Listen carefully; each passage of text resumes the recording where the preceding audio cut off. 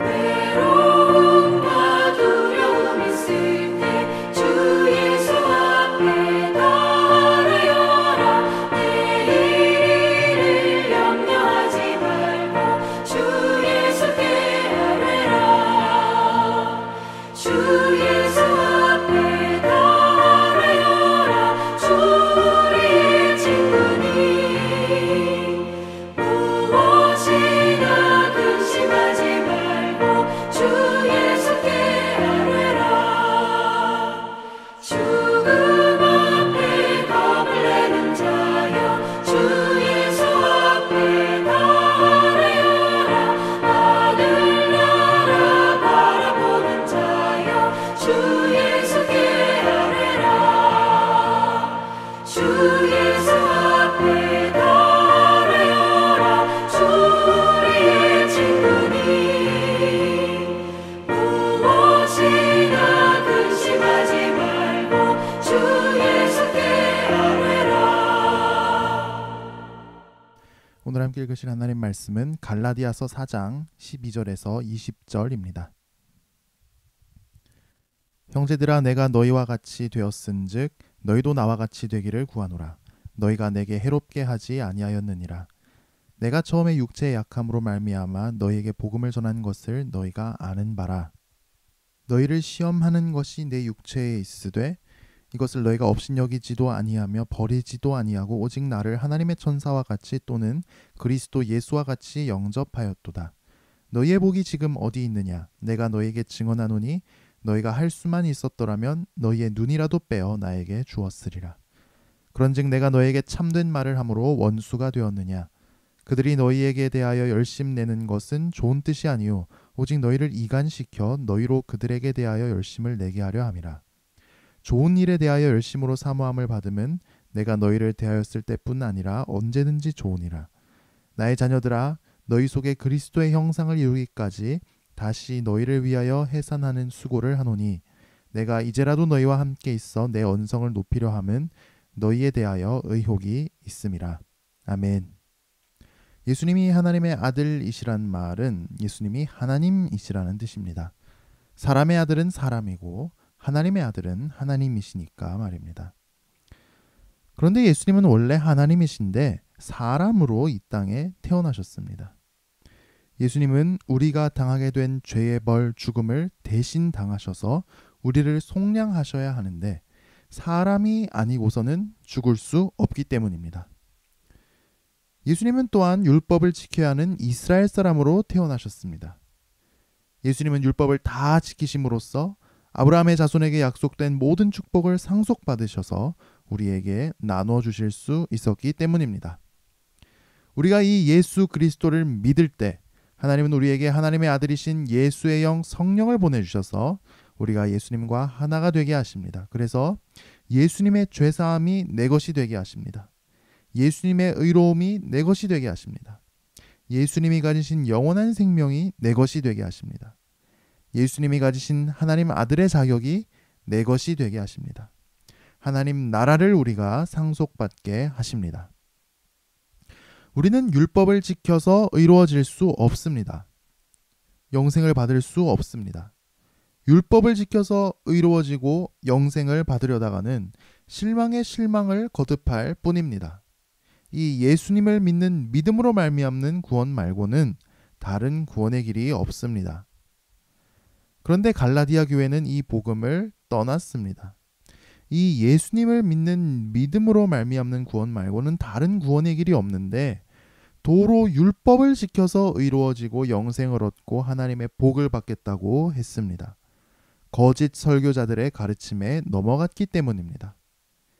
심지어 거짓 설교자들은 바울이 전한 복음만 비난한 게 아니라 바울까지도 비난했습니다. 그러자 갈라디아 교회도 바울에 대해 나쁜 인상을 갖게 됐습니다. 그래, 바울은 언변이 시원시원하지도 않았어. 바울은 몸도 아픈데 예수님이 정말 하나님이라면 왜 바울의 병 하나도 고쳐주지 않는 거야? 어떻게 예수님 믿는 것 하나만으로 모든 죄를 다 용서받고 하나님 자녀가 된다는 거야? 그게 말이 돼? 우리가 변화돼서 율법을 열심히 지켜야 하나님이 우리를 좋아해 주시고 복 주시지 않겠어? 가만히 생각해 보니까 바울의 가르침은 너무 말이 안 돼. 하지만 바울은 갈라디아 교회를 절대 포기하지 않습니다. 포기하지 않고 어떻게 했을까요? 우선 첫 번째로 포기하지 않고 돌아오라고 떠나간 갈라디아 교회를 불렀습니다. 12절에 그 내용이 나오죠. 형제들아 내가 너희와 같이 되었은즉 너희도 나와 같이 되기를 구하노라.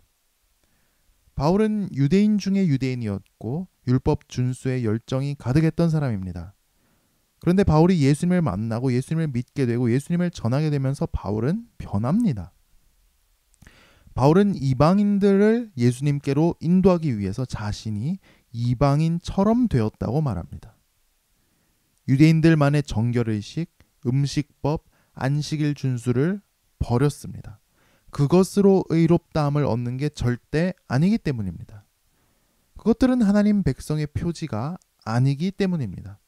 오직 예수님을 믿는 믿음으로 의롭다함을 얻기 때문입니다. 그런데 오히려 갈라디아인들은 하나님 약속을 믿지 못하고 바울과 반대 방향으로 유대교를 흉내내기 시작했습니다. 이런 갈라디아 교회를 향해 바울은 너희도 나와 같이 되기를 구한다 라고 말합니다. 예수 그리스도를 믿는 믿음이 우리에게 주는 위대한 자유를 누리며 살아가기를 원합니다. 우리에게도 복음으로 돌아오고 나와야 할 분들이 있습니다. 우리가 사랑하는 분들이 있습니다. 돌아오도록 우리는 일단 불러야 합니다. 권해야 합니다. 그리고 나선 어떻게 했을까요? 바울은 돌아오라고 계속 부르기만 하지 않고 두 번째로 갈라디아 교회의 마음을 사려고 노력했습니다. 마음을 움직여 보려고 노력합니다. 바울이 갈라디아 지역에 처음 갔을 때 모든 게 다 갖춰지고 잘 되는 가운데 복음을 증거하지 않았다고 회고합니다. 13절에 보니까 육체의 약함, 즉 질병이 있었다고 말합니다. 그 육체의 약함으로 힘든 가운데 복음을 전했습니다. 바울이 겪은 질병은 눈에 생긴 어떤 질병이나 장애였던 것으로 추측됩니다. 이 눈의 질병 또는 장애, 이것은 시험거리였습니다. 사람들이 이렇게 생각하지 않았을까요? 예수가 모든 질병까지도 다 고쳐준다면서 왜 당신은 자기 병 하나도 못 고치는 겁니까? 그런데 갈라디아 교회들은 그런 생각을 안 했습니다. 14절에 보니까 오히려 바울이 전하는 복음 그 하나 때문에 바울을 하나님의 천사처럼 대우했습니다. 예수님이 직접 갈라디아에 찾아오기라도 하신 것처럼 갈라디아 사람들은 바울을 극진히 사랑했습니다.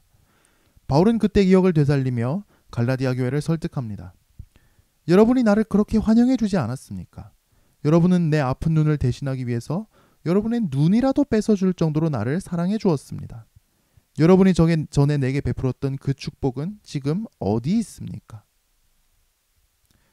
바울은 갈라디아 교회를 향해서 돌아오라고 일방적으로 밀어붙이지만 않고 마음을 달래고 좋았던 관계를 떠올리게 하고 심정에 호소해서 바른 복음으로 돌아오게 했습니다. 우리도 이런 바울의 지혜를 배울 필요가 있습니다. 우리가 마음을 사고 달래서 주님께로 인도해야 할 사람은 누가 있습니까? 하지만 세 번째로 이 모든 것보다도 더 중요한 것은 복음에 대한 진정성을 갖는 것입니다. 바울은 진리를 전했습니다. 16절에 나오죠. 그런즉 내가 너에게 참된 말을 함으로 원수가 되었느냐. 진리를 전하는 일이 바로 바울에게 맡겨진 사명이었기 때문입니다. 또한 갈라디아 교회를 진정으로 행복하게 하는 일이었기 때문입니다. 당장은 관계가 힘들어질지라도 말입니다. 반면 율법 준수를 주장하는 거짓 설교자들은 갈라디아 교회 성도들의 마음을 사로잡기 위해서 17절에 보니까 열심을 냈습니다. 듣기 좋은 소리를 하고 잘 해줬습니다. 그런데 그건 진정성이 아니었습니다. 어디까지나 자기 추종자를 많이 만들고 자기 세력을 확장하려는 것이었습니다. 오늘날 이단들도 이렇게 하지 않습니까? 바울은 자기 목표가 자신의 세력을 불리거나 추종자를 많이 만들려는 게 아니라고 분명히 못 박습니다. 19절입니다. 나의 자녀들아 너희 속에 그리스도의 형상을 이루기까지 다시 너희를 위하여 해산하는 수고를 하노니. 바울이 복음을 전파하는 목표는 무엇입니까? 너희 속에 그리스도의 형상을 이루는 것입니다. 우리는 모두 예수 믿고 하나님의 아들 예수의 영, 성령을 받아서 예수님과 하나가 되었습니다. 이제 우리에게 매일 일어나게 되는 변화는 매일매일 우리 안에 점점 이 예수님의 모습이 나타나는 것입니다. 하나님 말씀에 온전히 순종하셨던 그 예수님을 우리가 닮아가게 되는 것입니다. 바울은 이것을 자기 사역의 목표로 삼습니다. 하나님이 이것을 원하시기 때문입니다. 바울은 이미 이것을 위해서 갈라디아로 목숨 건 전도 여행을 다녀왔습니다. 마치 아기를 출산하는 것 같은 고통을 감당하면서 갈라디아 교회를 세웠습니다. 그런데 복음에서 떠난 갈라디아 교회를 다시 세우기 위해 바울은 다시 아기를 출산하는 것 같은 고통이라도 감내하겠다고 다짐합니다. 바울은 험준한 산을 넘어 갈라디아를 찾아갈 것입니다. 갈라디아의 성도들을 만날 것입니다. 반대의 직면에서 목숨이 위협받아도 다시 예수 그리스도의 복음을 담대히 증거할 것입니다. 하나님 말씀이 교회 가운데 증거될 때 일어나는 성령의 역사로 갈라디아의 그리스도인들은 능력 있는 그리스도인들로 변화되어 갈 것입니다. 주님께로 복음으로 돌아와야 할 사랑하는 사람이 있습니까? 용기 내서 돌아오라고 우리가 부릅시다. 그들의 마음이 주님을 향하게 되기를 구합시다.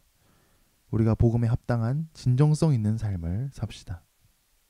결국 갈라디아 교회가 다시 바른 복음으로 돌아오게 된 것처럼 돌아봐야 할 사람들 다 주님께로 복음으로 돌아오는 역사가 일어나기를 축복합니다.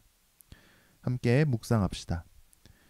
용기를 내서 주님께 돌아오라고 불러야 할 사랑하는 사람이 있나요? 우리는 진리를 가지고 있다는 이유로 남이 보기에는 다소 독선적으로 행동하기 쉽습니다. 먼저 마음을 사기 위해 무엇을 어떻게 하시겠습니까? 복음을 증거한다고 하면서 내 추종자, 세력을 늘리거나 남에게 자랑하려고 하지는 않았나요? 우리가 섬기는 영혼, 주께 돌아오기를 기도하는 영혼이 구체적으로 어떤 면에서 그리스도를 닮아가면 좋을까요? 복음을 위해, 영혼을 위해 감당해야 할 해산하는 수고가 있습니까? 교회의 평안이 계속 지켜지도록 기도합시다. 교회가 복음의 반석 위에 굳건히 서도록 갈라디아 교회와 바울의 초창기 관계처럼 서로를 아끼고 사랑하고 보듬도록 기도합시다. 기도하겠습니다. 하나님 아버지, 우리에게는 주님께 돌아와야 할 사랑하는 사람들이 있습니다. 우리 힘과 지혜로는 저들을 억지로 끌고 올 수도 없습니다. 우리가 이 시간 주님의 능력을 구합니다. 우리가 용기 내서 어서 주님께로 복음으로 돌아오라고 말할 수 있게 하여 주옵소서. 마음이 열리게 해주시고 우리가 그 마음을 살 수 있게 도와주시옵소서. 우리 입에서 주의 복음이 증거되게 하시고 우리 삶 또한 복음에 합당한 삶이 되게 하여 주시옵소서. 교회가 늘 평안하게 하여 주시옵소서. 교회가 복음의 반석 위에 더 깊이 뿌리 내리게 하시고 모든 공격으로부터 교회를 지켜주시고 서로를 아끼고 사랑하고 보듬는 교회가 되게 하여 주옵소서. 오늘 하루 우리의 삶을 지켜 보호하여 주시옵소서. 필요한 모든 은혜를 내려주시옵소서. 우리가 하나님을 위해서 오늘 하루를 살 수 있게 하여 주옵소서. 무슨 일을 할 때나 주님의 이름이 거룩해지게 하옵소서. 오늘날 우리에게 이런 양식을 주옵시고 부상과 질병으로부터도 깨끗이 낫는 역사가 있게 하여 주시옵소서. 출퇴근과 등하굣길을 지켜주시고 학교에서 직장에서 가정에서 늘 보호하여 주옵소서. 힘든 문제 속에 있는 형제 자매들을 기억하시고 말씀과 기도 가운데 주님의 인도하심을 경험하는 은혜를 주시옵소서. 질병의 확산을 막아주시고 평온한 일상을 회복시켜 주시옵기를 바랍니다. 우리의 자녀들, 교회 어린이들, 청소년들, 청년들 영육간에 강건하게 하시고 하나님과 사람들의 사랑을 받는 자가 되게 하여 주옵소서. 오늘도 세계 열방 곳곳에서 또한 이 땅에 찾아온 나그네들을 섬기는 선교사님들 사역에 기름 부어 주시고 쓸 것을 내려 주시며 건강과 안전을 지켜 주시옵소서. 예수님 이름으로 기도합니다. 아멘.